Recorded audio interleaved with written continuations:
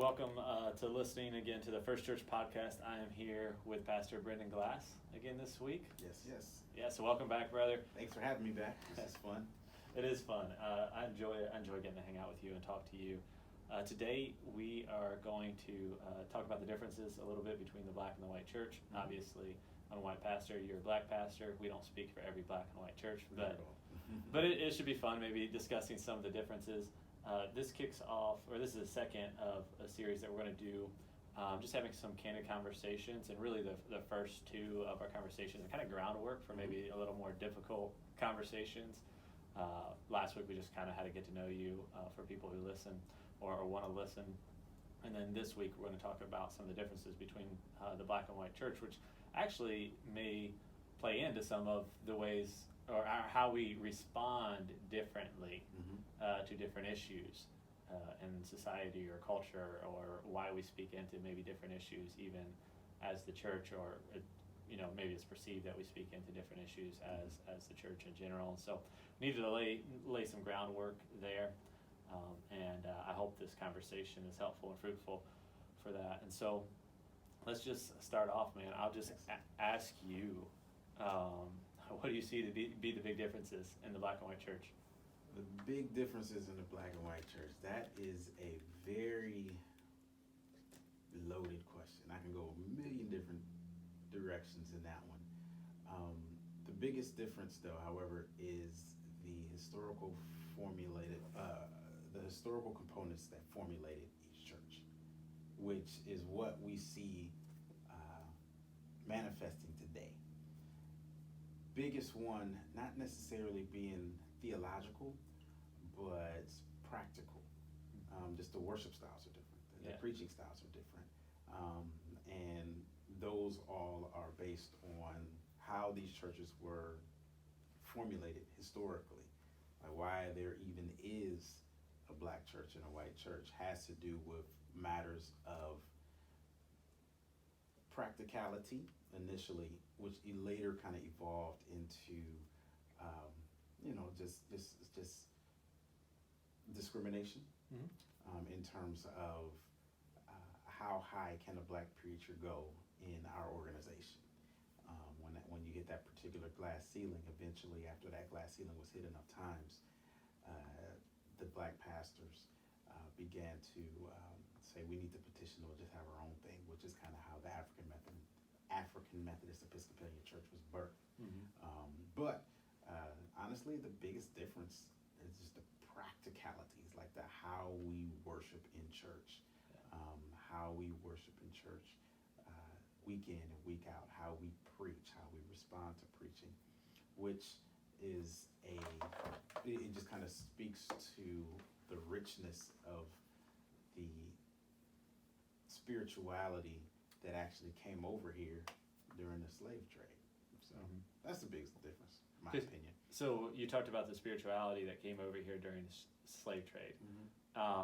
Maybe speak to that a little bit. Sure. I've actually heard I heard a little bit of your talk about Christianity being white man's religion.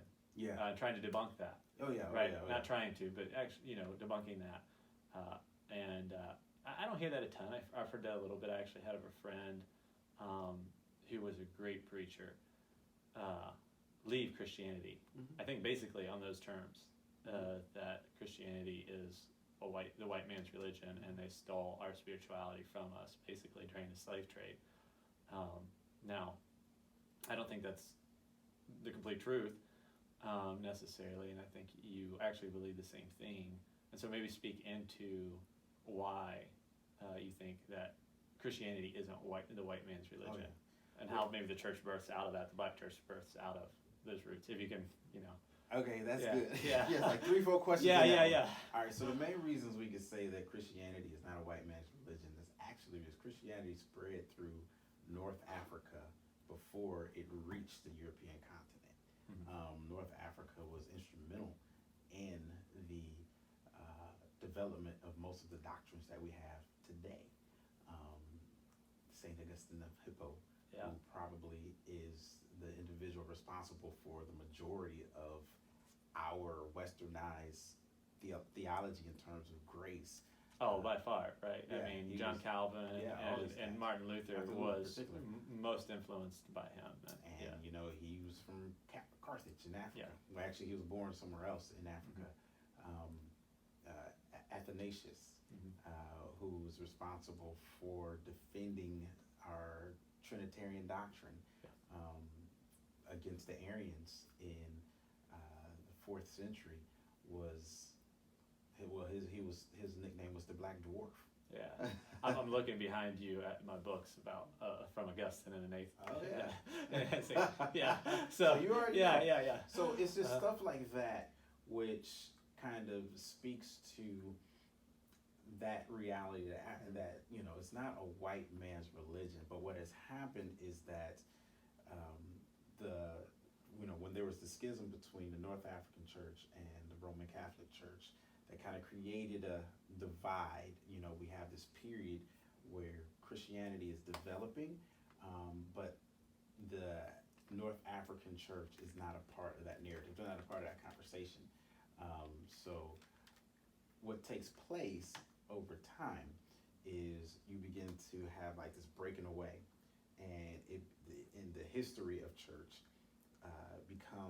it's a Western religion birthed out of Rome.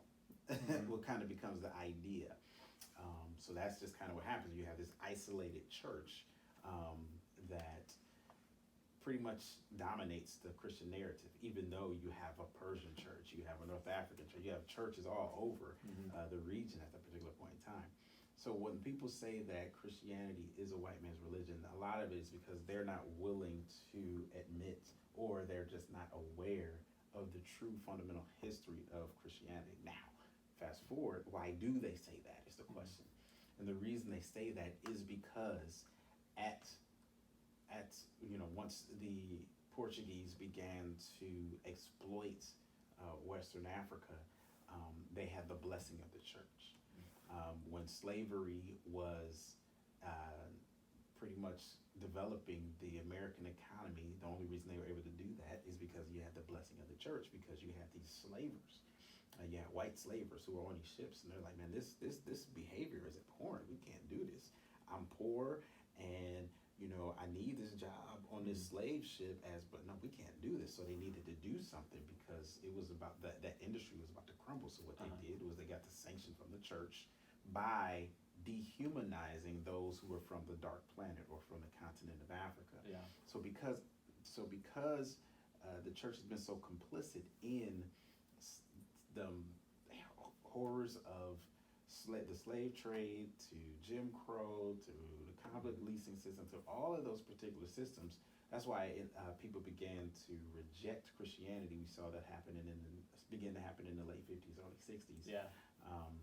And it's like, well, this is a white man's religion. Well, that's based on how the white man used the religion. Yeah, which is very unfortunate, because you think about them being able to basically ease the consciences of the people who are doing the work of the church, right, on behalf of Portugal, the United States eventually, all those sorts of things.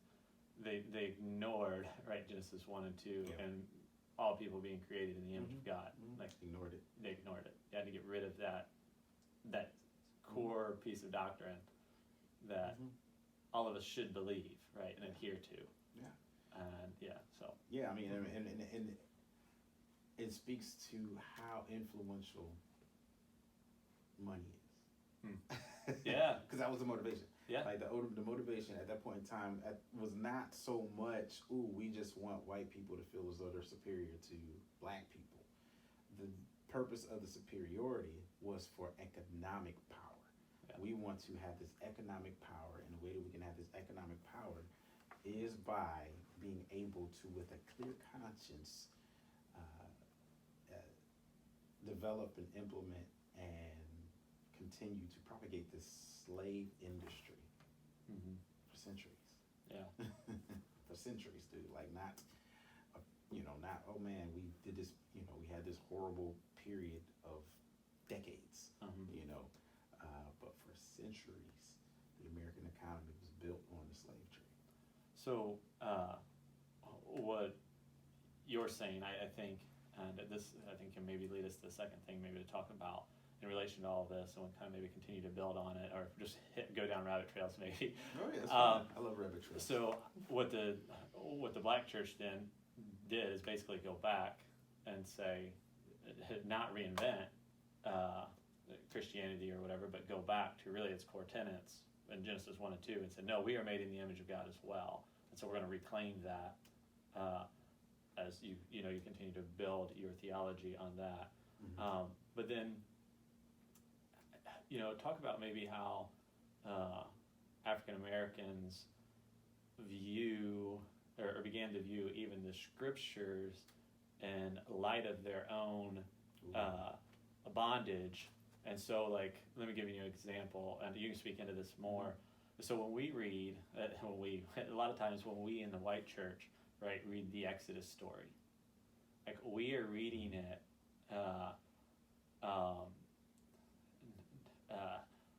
as not as myth as in it's not true, but as in like this is true, this is a spiritual truth, which it is, right, that we have to be saved from bondage, from the theoretical Pharaoh, sin, Satan, hell, all of those sorts of things. And so often when we preach Exodus, like that's where we're camping out a lot of times. But the Black church, right, when you're preaching Exodus, you're probably looking at your history a little more, and like that's who we were, and especially while they were in slavery, like they saw God as actual like physical deliverer from spiritual bondage and even economic oppression as slaves. So to that, that the Exodus story was one of the stories that carried most of the theological narrative for the slave in particular.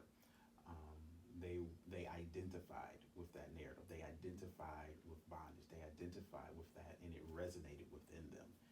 One thing that is, the question that we have to ask is, what was going on in the conversion of those early slaves? Like, what was happening? Was it the preaching? Was it the Holy Spirit?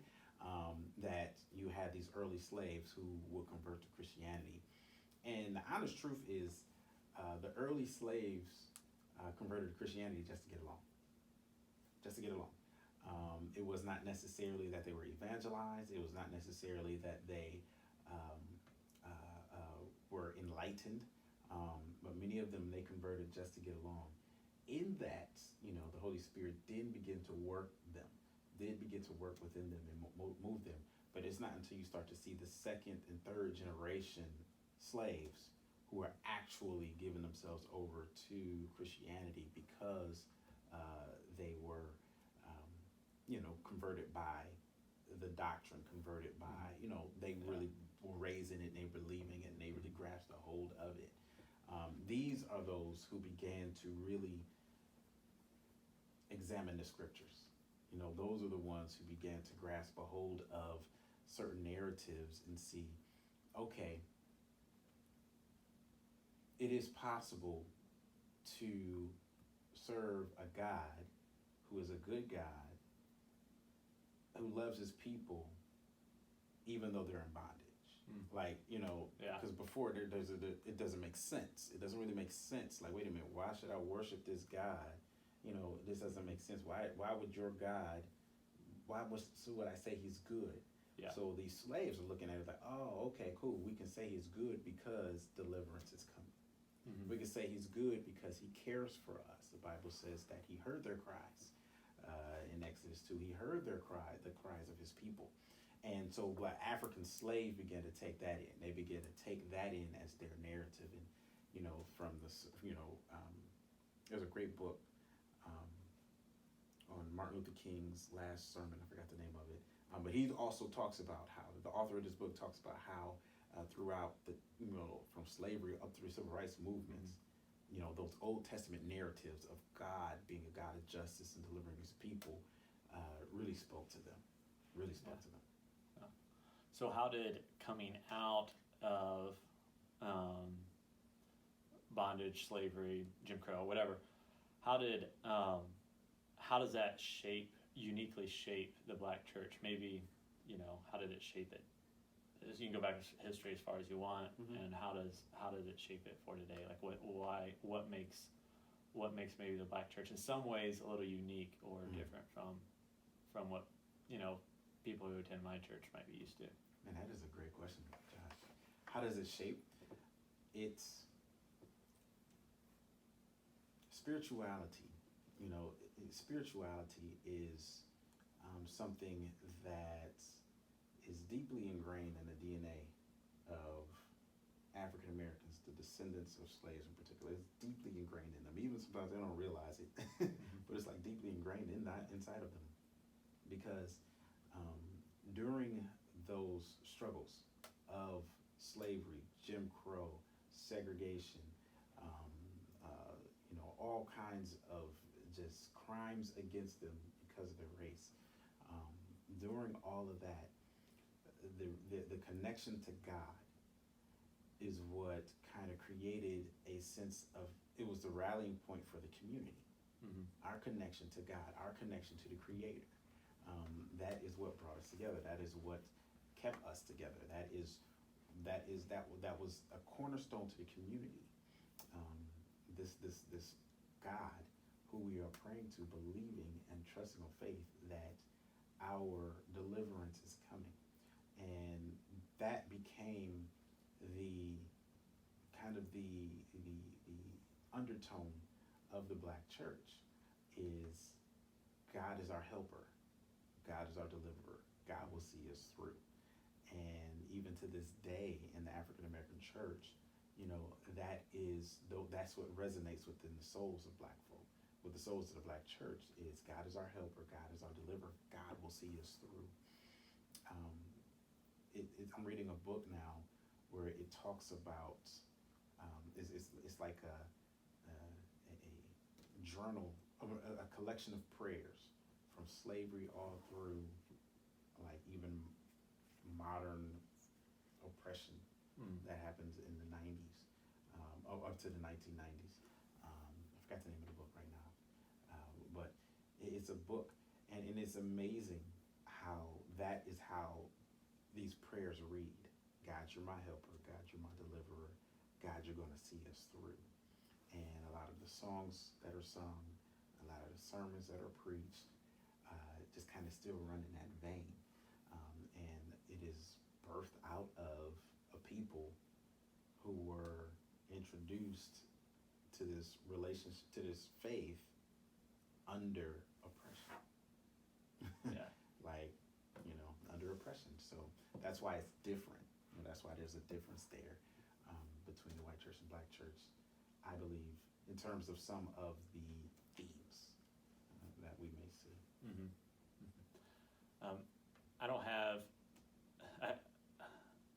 I was trying to think, questions before we kind of got together and so forth, and maybe things to talk about. And I've been reading a number of books, but one of them most recently that I read was Oneness Embraced by Tony Evans, and he talks about the uniqueness of the Black church. Mm-hmm. And maybe I can read just some of these quotes to you, and you can just kind of maybe elaborate on them or tell me how you feel about them.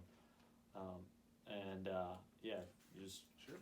So here he talks about the African American church and kind of the difference again between kind of the white church and the Black church either. He says, whereas white preachers and theologians often describe Jesus as Christ and spiritual Savior to deliver a people from personal sin and guilt, African American preachers viewed God as liberator in history. And he spoke a little bit about that.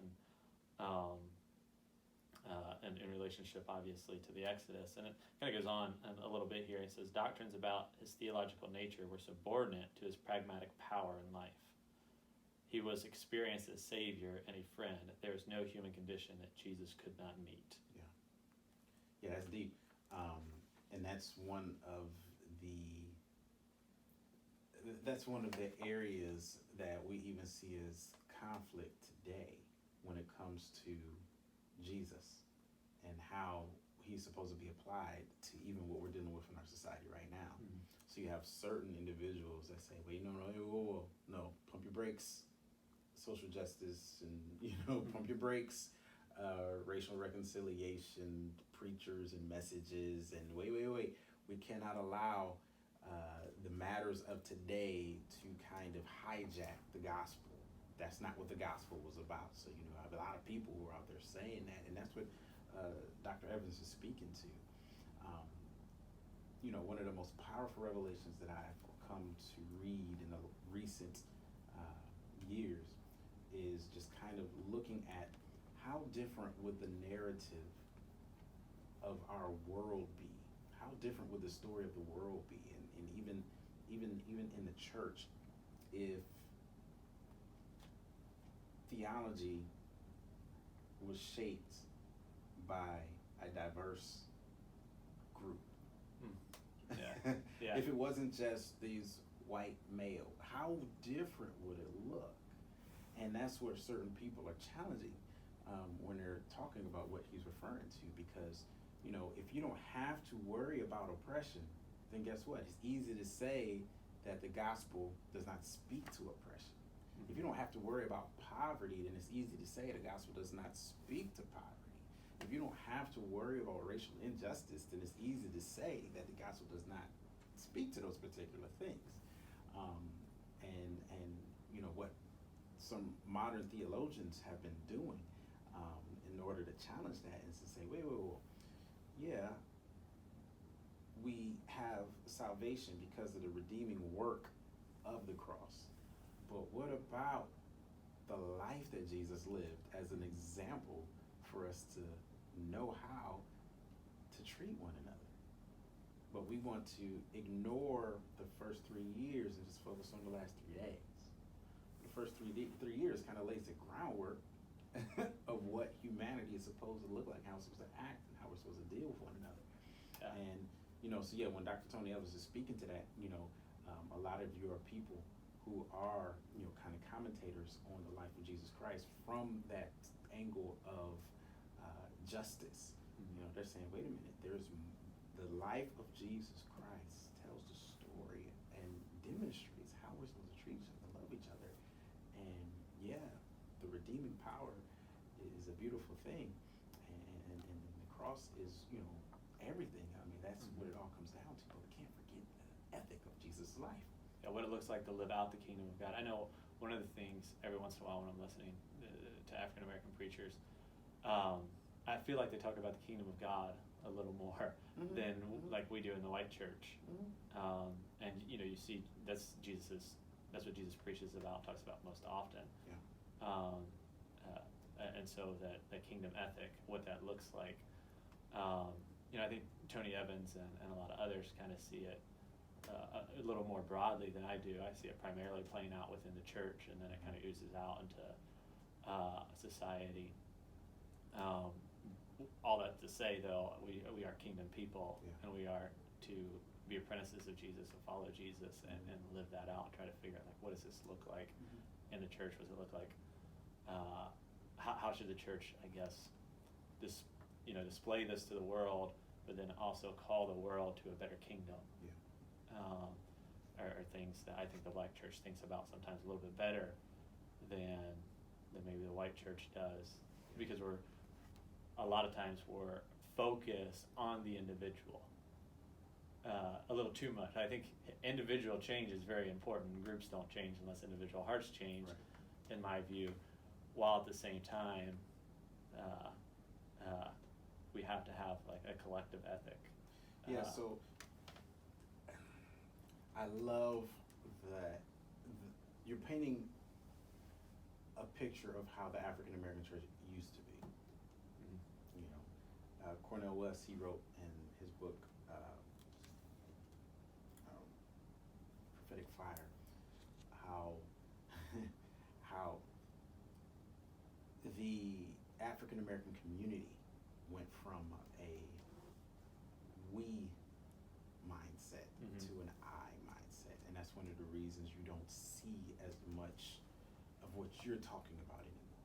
Like that's just the sickness of America. Yeah, I agree. I mean, that's in the white, like that's in our, it's crept into us as well. I mean, that's I think it's spilled over. Yeah, it's American culture. It's American culture. So because of that, even in the church right now, it's very African American church is very where we don't have this common struggle, it seems like, anymore, where initially it was slavery, and then it was Jim Crow, and it was injustice. Yeah. And all of that stuff, as taught by Martin Luther King, is just the manifestation of the real enemy, which is sin. Yeah. Yeah. Like, so that's how, this is how Martin Luther King can preach love your enemies, because, he went above what was happening. He's like, look, this world is sick, and this is just the manifestation of the sickness, this segregation and all this other stuff. But yeah, the reality is, we've moved away from that, and just we've become so individualistic in our society that even in the African American church, a lot of the messages now are your blessing, your deliverance, you're this, you're that, you're this, which is fine. It's necessary. We all need to understand that God does love us as individuals. The very hairs on our head are numbered. He loves us. But that communal aspect of the gospel, that's lost. It's lost. And so my biggest, and maybe you have a different view of this, when I think about that in terms of the vision for the church, like part of that, I'm like, well, it's good that, right, the black church no longer has to think about itself, potentially, right, a little bit, this is not true in all things, as a monolithic group that is fighting to get free for all these things, that we actually can talk about individual things. And so now can we get to a more multiracial church that then is able to come together and, do good on behalf, or just be the church and follow Jesus together, and it's not a kind of an us and them, while at the same time, if both the black and the white church are so individualistic, it's hard to get behind anything. It's hard to be the church right now, I think, is a problem, both in the black and white church. It's hard to have a community of people who's going to support each other through kind of thick and thin, who are going to bear one another's burdens, who are even going to, in a time like we're in right now, be able to disagree with one another about certain issues and still see each other as brothers and sisters in Christ. So you talked about Dr. King. I guess maybe I'm rambling a little bit here, but we've had this conversation when we did the crossover, and Black Lives Matters came up kind of then. And I don't know if we actually plan to talk about that another time, but I think maybe in my view, again, as I look at like BLM and its leadership, like the organization, what makes it so difficult for so many white Christians even to get behind that phrase, is because organization, we can get to that at some other point, but is that movement is being led by people who are not Christ followers. Right. And so, openly, and, if you read even some of the stuff that they put out, it's like, yeah, this is not the gospel. Whereas Dr. King, you had this leader who was a Christian man, Christian ethic, and his message to the entire society was like, hey, you aren't living out your Christianity. Which, again, like a lot of the white church still didn't get behind. But it was more convicting as you read throughout history. I think it's easier to get behind. I think that's why you see people like Billy Graham. You saw people like Billy Graham and others eventually get on board. Took them longer than it should have. But I don't. Where is that? Like, who is the next Dr. King? Like, or where is that? And maybe it's because the church has become so individualistic. Like now you're not actually looking to church leaders. And I don't think the white church is either for a lot of these issues.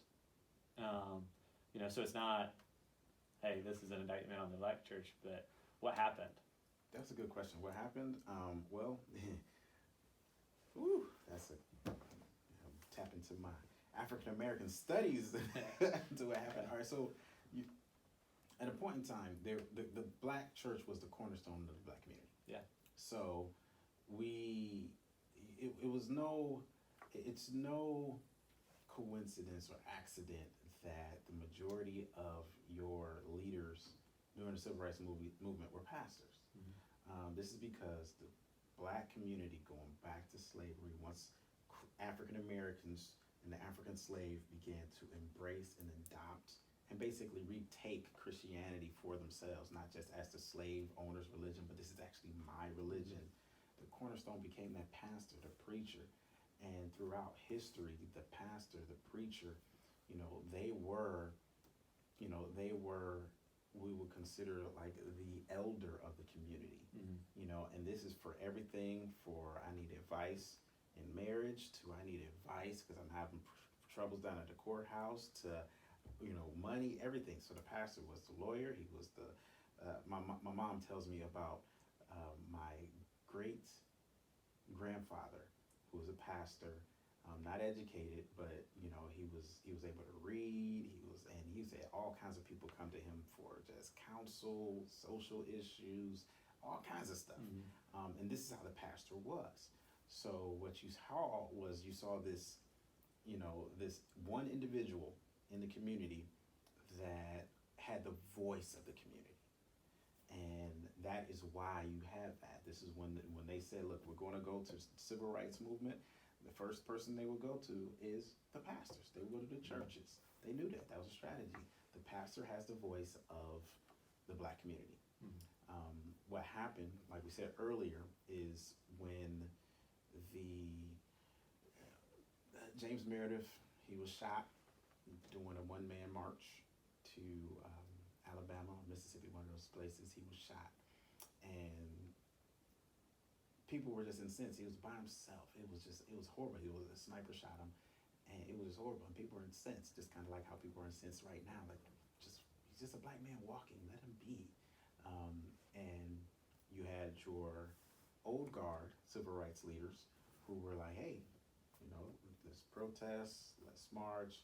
You had the young civil rights leaders, Stokely Carmichael in particular, fed up. Mm-hmm. They're fed up, and at that point in time, there was a divide between the old guard and young guard. So they were like, well, we're tired of listening to these preachers. Mm-hmm. We're tired of listening to these individuals who are telling us to, peaceful protest. We ready to blow some stuff up. We ready to tear some stuff up. And this is when you begin to see the birth of like the Black Panther movement and Pan-Africanism and, you just begin to see more of a, not so much a militant, radical, let's go blow some stuff up, but that's when you began to see the Black Power movement. Let's stop being subservient. Let's stop being weak. So when that kind of created this whole new wing of leaders, young leaders. And I'm not going to become a conspiracy theorist or anything like that, but what began to happen is those old guard leaders, they kind of slipped into the background of politics.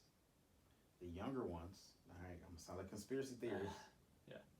Most of them ended up having to go into exile, in prison, or were killed. So you kind of have this void of black leadership.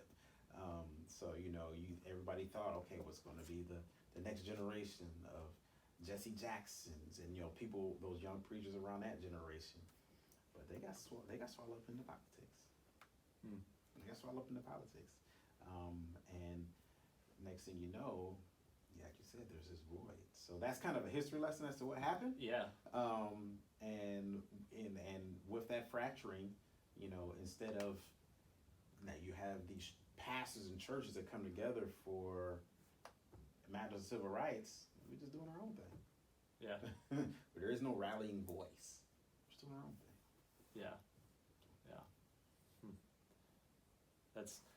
Yeah. It's just something I've wondered about, and I think a lot of people probably wonder about that sort of thing, like who like if we were even I guess what pastor maybe should we be listening to occasionally? Like, if you would recommend somebody in the white church, what black pastor on top of that black voice? Yeah, if we're talking about a good balanced approach to issues, you're speaking to one that's one of my favorite. Tony Evans is amazing when it comes to those particular matters. And just very well rounded, mainly because he's respected in both circles. He's respected by the black pastors and he's respected by the white pastors. So he's just one of those individuals who really can, have that ability to just kind of pull people in. And there are many pastors that are kind of in that vein, where they have the audience, the attention of both black and white voices. They're not so given over to the white voices that they're out of touch with the black community. They're not so given over to the black community that they cannot communicate to the white. Mm-hmm. But people in that vein, in locally here in Akron, Bishop Johnson is respected by both white and black. So whenever he was actually just put in charge of like a commission on racial justice in the city of Akron, and this is an appointment he got like from the mayor and the police department and all those particular people. So those are a few. Those are a couple, like one local, one national, who do a great job speaking on these particular matters. But in terms of like overall, who could lead as the next Martin Luther King, I don't know if we need that. Yeah, and I you actually said something, I think, in your conversation that just kind of a collective voice, like somebody everybody just kind of looks up to, because it's not like everybody agreed with Dr. King and all his assumptions and everything he did. I mean, he did. He had you read about his life, incredible man. you read the sermons and stuff that, stuff he was able to say and do. It's like you're just blown away by it. But it's not like everybody just got behind him. No, and that's black and white. And yeah. And the funny thing is, Cornel West is a great author. I don't know if you read any. Oh, you have. I think I've never read Cornel West. I've watched him, listened to him. Okay, so he says that we are guilty in this modern era of the Santa Clausification of Martin Luther King. Mm-hmm. Martin Luther King was at like a 20-30% approval rating when he died for both black and white folk. Yeah. And main reason because Martin Luther King, he was all about the Christian ethic, and he was challenging everything that went against the Christian ethic, everything from the economy to the militarization of our government to everything, and he was not liked. So like the stuff, because obviously the Black Lives Matter movement, people, they're getting in trouble because they're doing weird spiritual kooky stuff. But outside of that, people are like, they're Marxists and they're this and they're that and all this other stuff. That's what they're saying about Martin Luther King. Yeah. They started saying that's about him before he died. Yeah, I mean, FBI was actually not openly, covertly, accusing him of communism and being a communist and all of those sorts of things. Wow. Now, we can talk more about Black Lives Matter concerning some of those sorts of things, but we'll talk about that another time. Yeah, let's do that next. So because we'll stay on the church here. But yeah, that was actually happening with Dr. King. And from what I can tell, Dr. King tried to make it known that he was not a communist, that he was not an agent of Russia or any place like that. He tried over and over again. But Hoover was operating in a way to really kind of blackmailing over a number of issues, some of which he was actually guilty of, infidelity and so forth.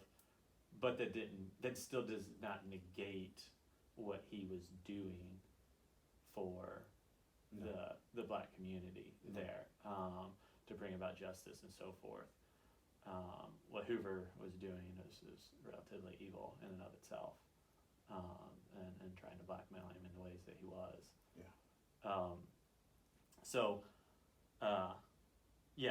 He was not without his challenges or challengers within his own organizations. And organizations,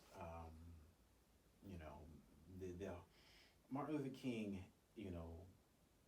who was a black preacher who could call the president on demand. Yeah. And many people weren't comfortable with that. They were not comfortable with the fact that he had this much influence and he had that much power. And that caused concern even for people on his side, even for people within the organization. They're like, man, why is this? This is not good if this becomes a Martin Luther King show. This is not good if the movement it hinges upon his words and his actions, and and they were concerned. Many people were concerned that because they were just really concerned that his influence and his power was actually not helping, because many people felt it needed to be a lot more grassroots. Okay. Because if it's more grassroots, now we are able to change communities, from the bottom up, as opposed to let's try and get the government to change the world top down. Yeah. So let's empower individual African Americans. Let's empower individual African American communities. Let's try to find change and create development the strategies there, as opposed to, well, let's just change the laws and hope that everything's gonna come right after that.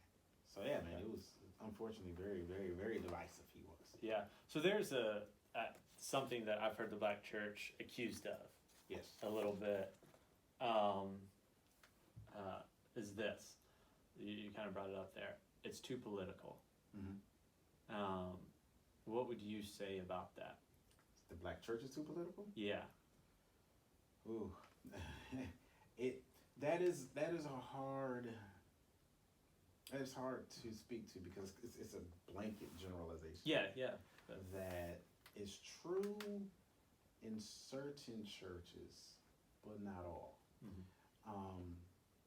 Once again, we have to keep in mind, if you want to reach African Americans throughout history, you have to go to the Black church. So this is why every campaign year you'll have mostly Democratic politicians that will go Black churches, and because that's where the community rallies. But what you're starting to recognize, in recent years, just in my lifetime, it's starting to decline a little bit. And the reason it's starting to decline a little bit is because politicians have to not be associated too closely to matters of morality and matters of religiosity. They can't be too close to that, because there's so much more diversity in our country now. And it's like, wait a minute, well, why are you going to a church and not a mosque? Yeah. Why are you going to a mosque and not, over here to a synagogue? So, it can be very off-putting. So you're starting to see a lot of that less in a lot of your churches now. But yeah, it's not so much that the Black church has always been political. It's just that the Black church has always placed demand on politicians to produce change. So if you want our vote, come talk to us. Yeah. If you want our community to be a part of us, or be a part of you and support you, come be a part of the community. Show us that you care. So it's just that we've placed a demand on them, and that's what made it seem like the church is political. It's not really. African American church, especially today, is not as political. Certain churches are, yes, because you have certain pastors who are plugged into politics, or not plugged into politics, but they have relationships with politicians, and those individuals, there's nothing wrong with that. Their churches might be a little bit more active in politics and stuff like that, but not so much anymore. Yeah. What would you say to a person? I guess you just said that, but is there anything? How do people view the white church in relationship to that? How do Black folk view the white church? Yeah, maybe in relationship to it those depends, sorts of things. man. Yeah. It depends. Black people, we're not a monolith, man. Yeah. You got some Black folk who prefer the white church. Okay. They prefer it. Why? Well, we're gonna go there today. Well, it depends on their It's background. supposed to be a candid conversation. Candid, Say whatever right. you want. Like, if people don't want to listen, then No, it's cool. I was just talking to another. I've actually said this. I said it actually very loud online to hundreds of people. So, all right. So you got a lot of reasons. One reason is, I'm just enculturated white. Like, I just prefer white. Like, it's just the way it is. Grew up in a white culture. I grew up in a white culture. Okay. I grew up going to white churches, and it's just what I prefer. I prefer the worship style, and that's nothing wrong with. That's just the way. When you live in a country where, you know, everything is about the option, you can choose that. Yeah. But you have another segment of, I've been saying this a lot lately, so maybe God, there's another segment of the African American community where they really enjoy the admiration and appreciation that they get in the white church that they won't get in the black church. Okay. So it's I feel like I should receive a little bit more attention.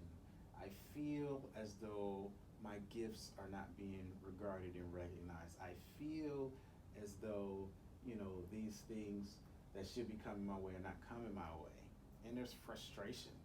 Yeah. There's frustration. And then I go to the white church and they're excited to see a black face. We gotta get somebody up there, sure, we're not racist. Exactly. You affirm what we believe about ourselves, that we are not racist. So now, you know, they go there and they're and that may not be the case. That may not be why people are doing it. I'm just, you know, it's just the worst thing in the world right now to be accused of being a racist. And so it's like, let's march this, let's get this person on the platform, or hey, I've got some, you know, like I'm friends with you, like this is great, right? I'm my black friend. Right. I mean, that's a bad thing to say, like people, whatever, but it's okay. It's okay when it's given permission. Yeah. You know what I'm saying? It's okay when it's given permission, where it's like, for you, it's like, all right, I want to talk about stuff that I need to address, so let me call my black friend. Yeah. And that makes sense. You have permission, okay, and vice versa. But what we're talking about is, in the black community, in the black church, I'm a member. But I go to the white church, and I'm more than a member. Okay. And that does something to the ego. It does something to the psychology. It does something. So and they don't even realize. A lot of times, I've seen this for the entire, as long as I've been in ministry. They don't even realize that's what's happening. I've seen individuals who go from a white church to a black church and couldn't stand it. Why? Because here I'm just a black person in the church. I'm just in the crowd. But over there, I stick out. Over there, I'm loved. They give me this, they give me that. And there's just like this, you know, there is this underlying message of you as a black family here, or as a black person here, you legitimize me a little bit more. You legitimize our church a little bit more. We are no longer considered we're a white church, because especially in these times, that don't sound good. Yeah. I mean, let's be honest. Like once you hit it, especially, I think it's for most generations, right? But once you get to my generation and younger, like nobody wants to be in a monolithic culture anymore, to a certain extent. As far as the way we look, it makes you look, whether you are or not, right? Don't look good. It doesn't look good anymore. No. So yeah, it's tough. Yeah. So that's one of the reasons. I mean, and that's not like that. I mean, is that a blanket thing? Always no. Some people, God has called Pastor Josh to be my pastor. I'm African American. This, that, I can hear his voice. God speak. That is the case majority of the times, I believe. But there are those times where individuals prefer the white church because here I get the attention. So it's like the, you know, we both like sports. Yeah. It's like the athlete that was recruited to play at a big school, and they get there and they realize, compared to all these other Division I athletes, I'm average.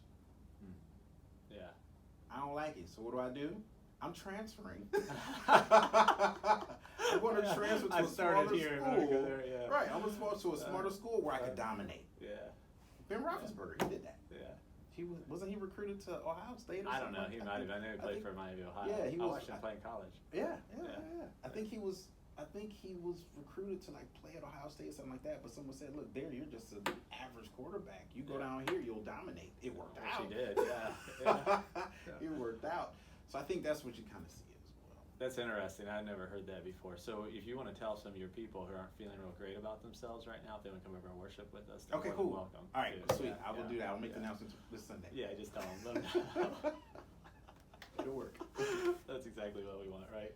Just switching sheep. Exactly. Just switching up sheep there. Yeah, that's that's interesting. I'd never thought of it like that before, or yeah, whatever. So here's a topic as far as like the black church is concerned. Typically, the black church has been, throughout its history, for obvious reasons, we talked about some of them, more involved in like civil disobedience. I think probably more often you would hear a black preacher, pastor, talk about their, hey, let's go protest or do this or that, whereas white preacher, teacher, well, let's go read Romans 13, right? Here's why the government was put in place, to keep order, so I don't know. Speak into that a little bit. Yeah. I've got Tony Evans' book here. I'm using some of the things that he has pointed out, and I can read this quote if you want me to, or you can just go, man.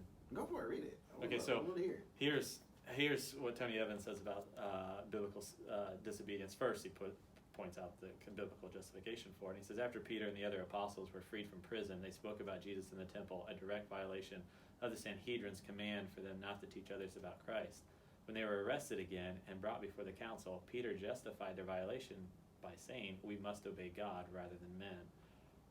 This shows us that whenever a religious or civil ruling body, the Sanhedrin, had both religious power and a wide political power, and this power contradicts what God has said or commanded, we are justified to disobey its laws. And then he goes on down here further, and he says, in addition, when the government fails to fulfill its divine responsibility of promoting justice, and he refers there to Romans 13, then Christians have the right and responsibility to resist, as long as such resistance is within Christian behavior. Yeah, that's powerful, and I agree with that 100%.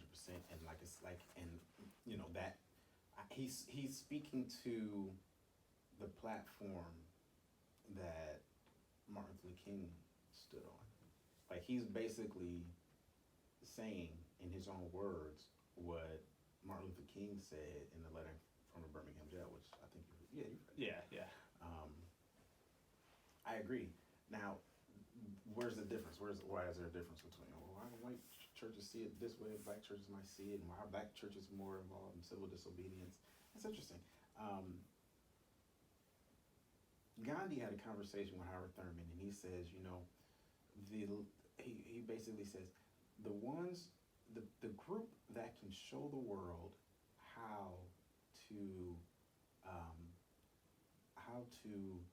go about civil disobedience, peaceful protests, to the extent that it will produce change, more so than any other group in the world, is the African American.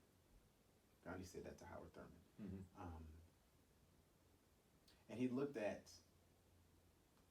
the plight of the slave, the plight of the Jim Crow African Americans, the plight of the injustices. And he says, if this powerful, strong, surviving people can agree to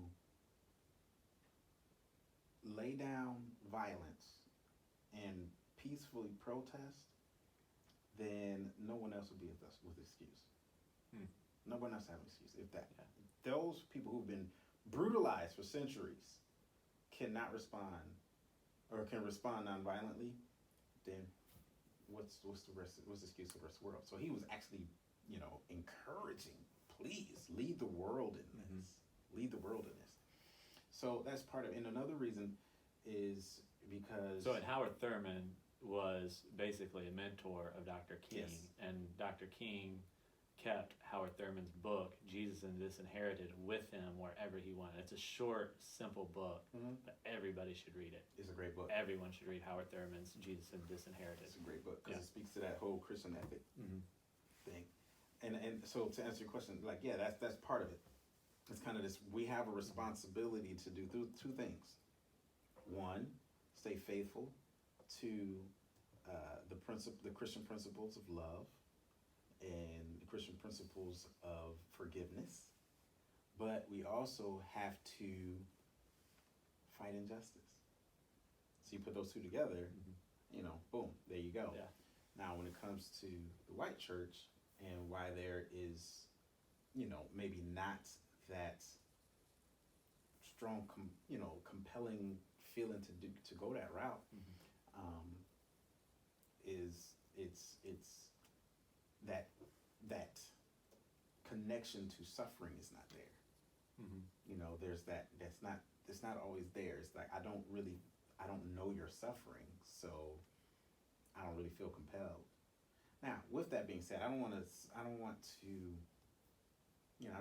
give out a false picture of how the civil rights movement went. You know, from like 1875 to like 1955 or 1959. I got to look it up again. There were close to 4,000 lynchings in our country. Mm-hmm. Close to 4,000 lynchings. 1,300 of those individuals lynched were white people. Really? Yes. Huh. I did not know that. Yeah. Yeah. So, white people have always been a part of the struggle. Yeah. Yeah. You know, I don't want to leave people thinking like, man, we just terrible out here. No. Yeah. You know, the abolitionist movement was started and funded primarily by white Christians. Yeah. You know. And I do think, and this is a little, similar vein, I do think sometimes we're forgetting right now that hundreds of thousands of white people did die in the Civil War. Mm-hmm. To, not all of them to free the slaves, some of them Right. just to keep their country together. A lot of them had different reasons, but that was one of the reasons. Yeah.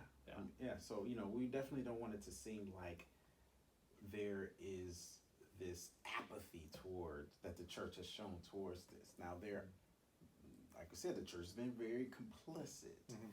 but we don't want to generalize the white church as like this evil force behind all of the injustices. That's just not true. Yeah. So, but when it comes to civil disobedience, do I preach that? No. I mean, it's just it's not like every pastor's preaching that. Yeah, it's not every Sunday. No, that's not our text. Yeah. That's not our text. We don't read that text that Tony Evans read every week. Yeah. But there's that we feel compelled. If my people, it's just like if you have a church full of people hungry, yeah, and everyone 1 week says we're hungry, then guess what you're gonna do next week? You're gonna feed them all. Yeah. Yeah. If you come back next week, everybody's gonna eat. Yeah. And it's the same thing. If everyone in our congregation is suffering a form of oppression, Mm-hmm. then guess what I'm gonna speak to? Yeah. That's what I'm gonna try to address. Yeah. And I think you actually went a different way with that than I thought you would, which is actually really good, because I think that's one of the things that need to be addressed. And then as you look throughout the African American church history too, like civil disobedience is needed because you're not in positions of power. Correct. Right. Or you don't identify either with the people who are in power. Correct. So you don't identify with the politicians prior to 1960. Correct. Like you don't have any, Right. Like Right. you're not able to, you're not allowed to. I mean, if you're in the South, you're not even really allowed to vote, hardly. And so how else do you influence the government? Yeah. Besides civil disobedience, Exactly. because you don't have a voice, in it, and so forth, and so, and now, I mean, I believe you guys have it. In general, I think the black population has more of a voice in politics. It can be argued about whether or not how much is really there, or if it's enough, or whatever. Mm-hmm. But I do think some of that has changed a little bit, and so maybe that's why and that's again why I think we're in this struggle to figure out, like, okay, how do we navigate 2020? Yeah. Right? Yeah. It's not 1960, but where, and within the church and outside of the church. And I don't have all the answers for that. And we'll talk about, again, like maybe we'll talk about politics a little more at some point, but there's certainly a history of that. And so you have that history in the black church where you've needed to do that. Mm-hmm. And there are probably places where that still needs to be done inside the black and the white church. Mm-hmm. Because it's not like the white church is absent from civil disobedience. It just doesn't seem to be as prevalent. Yeah, no. Like I said, the majority of, when you watch, a lot of those videos of sit-ins or individuals are being beaten, you see white brothers sitting right next to the black brothers in that fight for integration or integrating the South. So definitely civil disobedience. Frederick Douglass once said, he said, power is not given up without a demand, or control. One of those two. He said, it's not given up without a demand. We have to demand it. We have to demand it. Yeah. I read Frederick Douglass's his first narrative, the first part of his narrative, about a month or two ago. Everybody needs to read that book too. Look at you. Now he could preach too, man. Like he was an orator too. he was You an read orator. it like, man, I would have loved to have heard him speak. Just reading what he wrote, and he has the edition I wrote too. I mean, there are some basically sermons in there from him that are they're just fantastic. And so I think any Christian should read Frederick Douglass. I mean, because just throughout history, for the African American, especially in that part, we don't have power. What do you have? You have your voice. Yeah. So being a rhetorician was very, it's what made you stand out. Being able to speak and being able to preach. Yeah. That's what made you stand out. Yeah. So that's something fun to talk about there for a few minutes here. Talk about the black preacher. Like you spoke about him a little bit, who he was, maybe who he was, and then who is he now? Okay, so who is he now? That's a good question. So historically, like I said, the black preacher, initially, keep in mind, most of them were illiterate, so all they did was tell stories and retell stories. A lot of times they would hear the white preacher preach, and they couldn't read, but they could remember what the white preacher preached. So that's one of the reasons that the narratives were preached so often in the black community, like the Exodus, like Daniel in the lion's den, all these narratives, because, we can pick up on that easily, and I can't read, but I can re-preach that. Yeah. So that was what... Stories are much easier to remember. I mean, Jesus told parables, right, yes, to people, yeah. Exactly. So that's part of who that was. The practice of things like call and response, talking to the preacher, those are some of those characteristics and traits that kind of came over from Africa. The African was an expressive spiritualist. Yeah. Very expressive in how we worship. And it's not emotionalism. It's just that in the African, there's a great book I read on African theology, which is based on talking about African Christian theology. The African was holistic.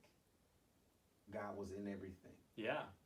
And he is. If you look at the Old Testament, I mean, God is, I mean, it's not a pantheistic. Right. But yes, he is in the midst of everything. Like he's working thing out for our good. He's executing justice, like, all of those sorts of things. Correct. Yeah. And for the African, that's how they worshipped. Like the worship was not a intellectual thing. It was not just an emotional thing. It was not just a physical thing. It was all of it. It was all encompassing is how you worship God. So it's just kind of like when you go to a movie, you don't go to a movie and say, all right, I'm just going to focus on the intellect, or I'm just going to focus on humor. You put your whole self in that movie, and whatever that movie draws out of you, you give it. Yeah. And that was kind of how the African that's like how African worship was and came over. And it was really a thing of, they would go to, I read a book and talked about the history of the African church, African American church, and they would go to their church service that was led by the slave master, or the slave master would have them go to church. They would go to that church service, and these were those generation of Christians where they believed that the Christian God was my God, and they weren't doing it for him. So they used to sneak out into the jungles. Yeah. And they would have their own worship services, which was more in tune with their cultural identity. That's where the spiritual dancing came from, and just all that stuff, which is all stuff that's been passed down to them from generation to generation. How they worship. Now, what is that? What is the black preacher today? The black preacher today, once again, there's a multitude of influence as to how they preach and why they preach the way they preach. So you have some black preachers, or if you close your eyes, you couldn't tell if it was white or black. Yeah. And the same thing about some white preachers. Yeah. But you can't tell because, like I said, it's a personality thing. It's a preference thing. I did not, I wasn't not raised in that type of church where there was outward spirituality and, expressiveness and all this other stuff. Or I didn't like that. Yeah. So I went this route. This is the way I preach. And you have some who are true to the idea of hooping is the only way to really preach. Okay, yeah. You know, hooping. If you don't know what hooping is, that's when you are pretty much giving your whole self over to the sermon. You're giving all your energy in your Bible, in your body is dedicated to getting these words out. And you know, kind of the history behind that is complex. I can't even really pin it down myself. It's so complex, but it really comes down to is just being able to express yourself fully in a way that you're going to pull a response out of your people. You know, the response out of your people was not for show. It was not simply for, so I can say, but if they're not engaged, they're not receiving. Yeah. Is the idea, which is why call and response is so powerful. But yeah, the preacher today, man, there's a multitude, there's so many, it's a diverse bunch. The black preacher today is so diverse. Yeah. Unfortunately, what kind of many preachers in my generation got caught up in was the celebrity preacher era, where, you know, the celebrity preacher has the ability to attract thousands and tens of thousands and traveling all over the world. So a lot of people in my generation, we felt as though that's what it was. And what happened there, unfortunately, was kind of an exchange of the gospel, the true gospel, for the prosperity gospel. Okay. And a lot of black preachers got caught up in that. White preachers too, let me stop saying just black preachers, but a lot of them just kind of got caught up in that prosperity gospel, which is very attractive. The prosperity gospel is attractive to people who've always been suffering. Okay. So they got caught up in that. Most of them are being cleansed of it now. Most of them, because a lot of these preachers who are preaching prosperity, they're repenting now and they're saying it was wrong. So now, you know, you have these preachers who are actually going back to their training. Yeah, a lot of them, I mean, and this is in the white church too, they got caught. Oh, yeah. They got caught basically in blatant sin, like in a number of ways, right? Oh, yeah. God is my servant, almost, in those, Yeah. and in those, in that type of mindset as you approach the scriptures and Christ. And so, if God becomes your servant, like your life is eventually going to be turned upside down. Yeah. Like if you expect God to serve you, and you're not, you know, that sort of thing. Yeah. I mean, it appealed. Yeah. You know, it appeals to suffering people. And unfortunately, I actually just preached a sermon series on the gospel of suffering. What it does is it robs people who have leaned on God in suffering. It robs them of that ability to lean on God in suffering. It's like, wait, something's wrong if I'm suffering, so I have to ask God to take me, to just deliver me, as opposed to sustain me. Yeah. So man, it's all kinds of You're giving great answers because, you know, like Tony, I'm just going to give our listeners this, right? He says the diminished role of the black preacher is the spiritual has taken secondary role over the social and the political in recent times. And I would actually say that's also true in the white church to a certain extent.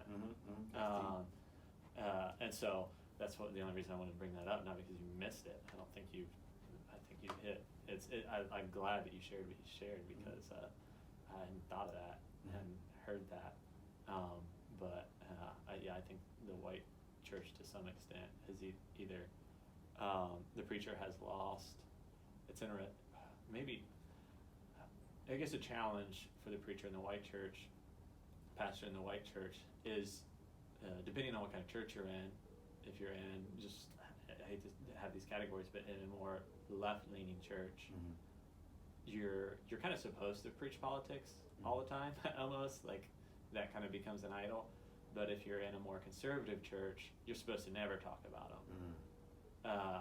For the most part, unless it's, like I said, kind of a Romans 13 sort of thing, like let's elevate the government. And so, I think because of that, maybe we are losing. I think that's one of the reasons we're losing some of my generation and those younger, is because you do want to actually have conversations about, okay, how should we as Christians navigate this? And it doesn't feel like when you read the scriptures that it should be political change all the time, like that's the answer. Typically, right, that goes along either with the Democratic Party or that I have to be this Republican where I'm about their entire platform as well and just kind of get on board. And maybe this is just me, but like feel like, right, the gospel, the scriptures give us a different view. Completely different. And yeah, let's speak into certain issues on this and how the church should respond to each particular issue, maybe. So, yeah, I feel like the white church has struggled there too. Any questions for me? We got a few more minutes here. Oh yeah, man, I got a question. So let me ask you a question. Mm-hmm. What is your perception of the black church and the black preacher and all that other stuff? You know, that's a good question. Be candid. Yeah. To be honest, like, it depends on the person. Just like you're saying, the black church is not monolithic. So if you ask me, right, like there's a number of pastors on Moody Radio and stuff.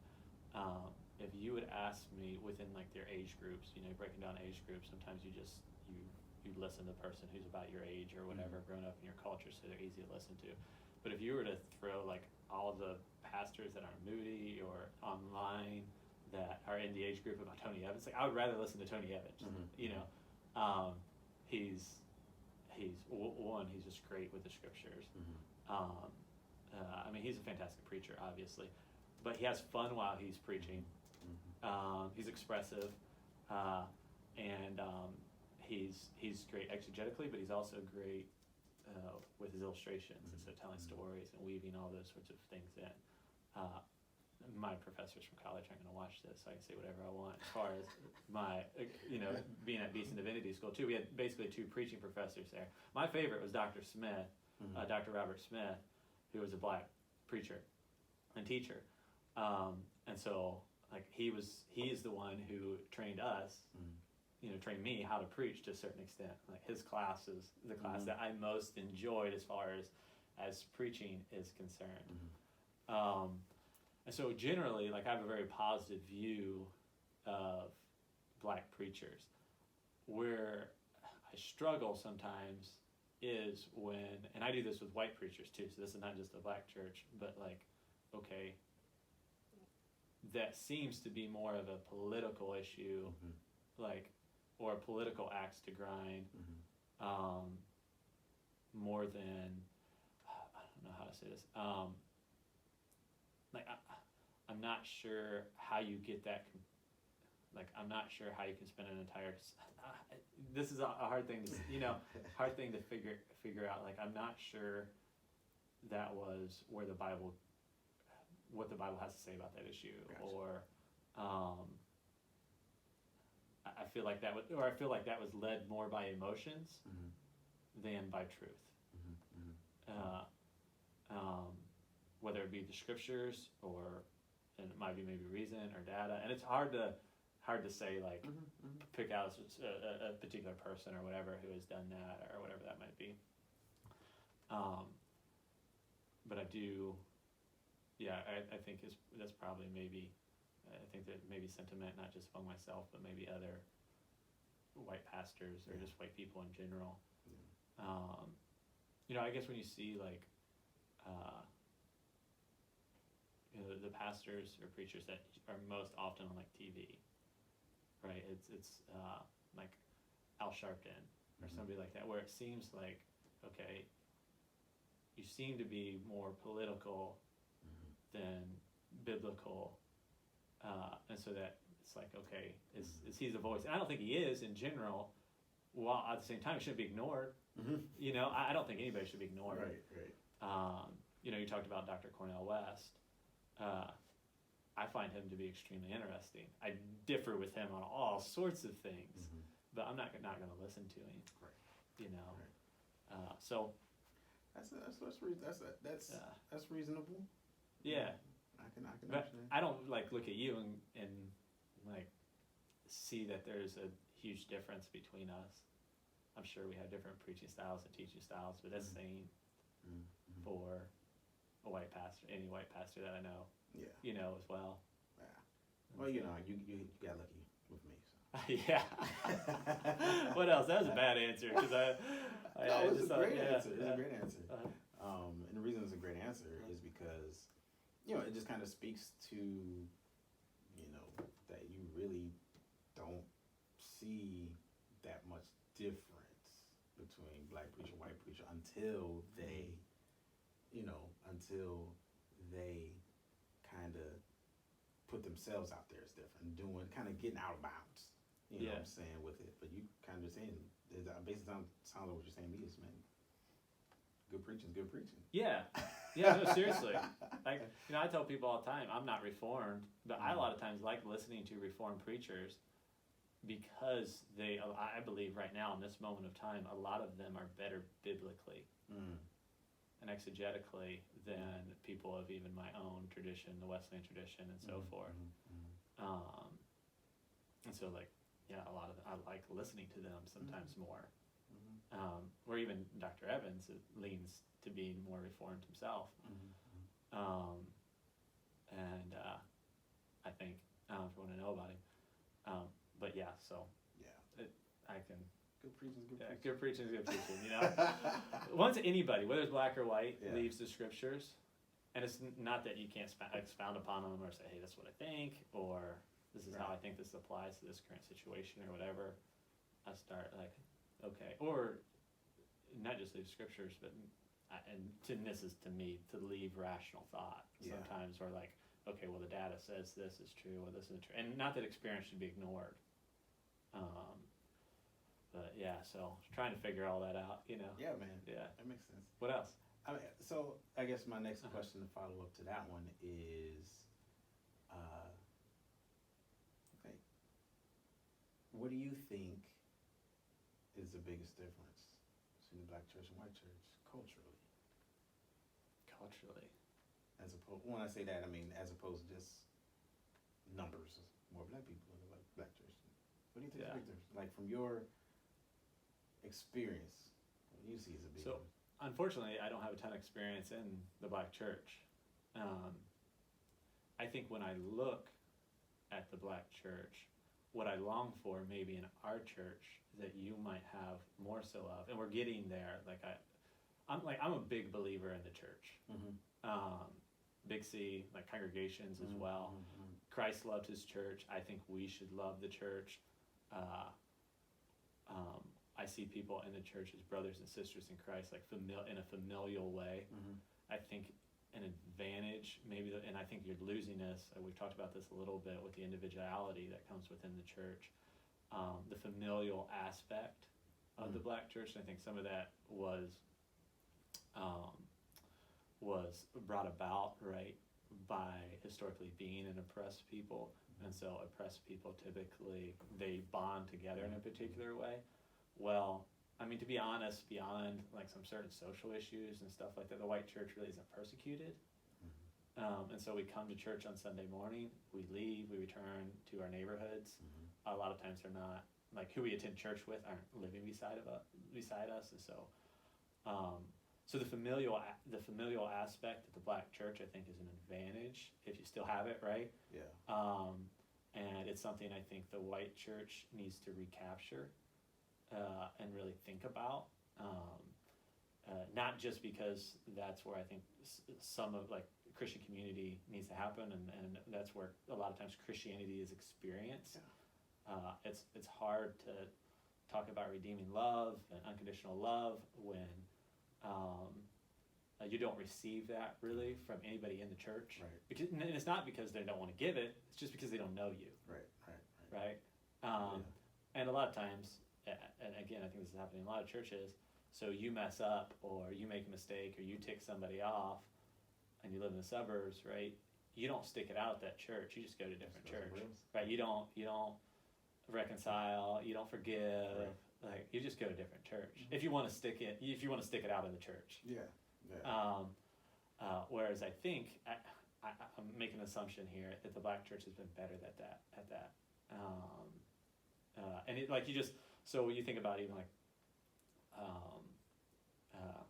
I don't know what your fellowship looks like after your services and stuff like that. Ours has gotten a lot more robust, I think, since I've been in our congregation. I'm told that. But I think there's an area that when I look at the black church, I'm like, yeah, they got that. They seem to have that right, or maybe a little bit more right than we do. And so just trying to recapture some of that in our own church. That's why I always push groups. Like, you gotta have friends in the church. And some of that's my own experience. I live away from family. And so it's like, and a lot of people do now. I think it's especially younger people that go to college and they move off to find a job or whatever. So they're displaced. So I think that's one of the things when I look at the Black church, like, hey man, that's a positive thing that, again, I don't like say, hey, look at the Black church. I don't say, look at SPAN Ministries, look at what they're doing or whatever. They're good at this. Like, we need to be good at this because they're good at this. Because I actually don't know how good you are at it. It's a perception that I have of the Black church, just as I have perceptions of Black preachers or whatever. I think it has, to just speak to that real quick, it depends on the leader. If the leader cares about that, then it's easy for a Black church to become communal. It's very easy. If they care about that. If they don't care about it, then it's not. Okay. But you made a good point earlier. That's real. How, oppressed people, people persecuted, they do come together. And that is why you would see for, families, Black families will stay at one church for generations. For that. Up until the 80s and 90s, it began to shift a little bit. But man. Good stuff, bro. Well, hey, I really appreciate you being here. I got to head off to football practice in a few minutes. So, but I love doing this. We're going to do this more every Friday, and hope people tune in. Thank you for being here. Love your brother. And you want to say anything before we? Man, thank you, sir. This is great. I'm glad you initiated this, man, and I'm looking forward to next week. All right, awesome. See you next week. Yes, sir. Great, Brand. Thought you didn't do practice on Friday. We don't typically, but Tallmadge called, and they have an 8th grade and a 7th grade team, and their 8th grade plays